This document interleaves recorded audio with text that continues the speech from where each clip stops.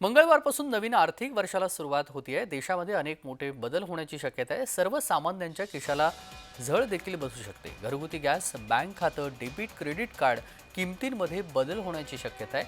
महामार्गावरून प्रवास करणंही महागण्याची शक्यता आहे. देशामध्ये अनेक बदल होण्याची शक्यता आहे.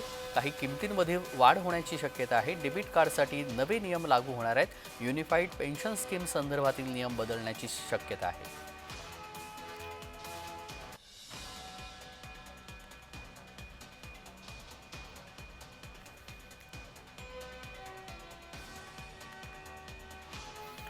तर जगणं महागणार आहे. काय ते आपण पाहूयात. एलपीजीच्या किमतींमध्ये वाढ होण्याची शक्यता. सीएनजी, पीएनजी आणि एटीएफच्या किमती वाढणार आहेत. यूपीआय आयडीच्या सेवा बंद होण्याची शक्यता आहे. डेबिट कार्डसाठी नवे नियम लागू होतील. युनिफाईड पेन्शन स्कीम संदर्भातील नियम बदलणार आहेत. कर स्लॅबशी संबंधित नियम बदलणार आहेत.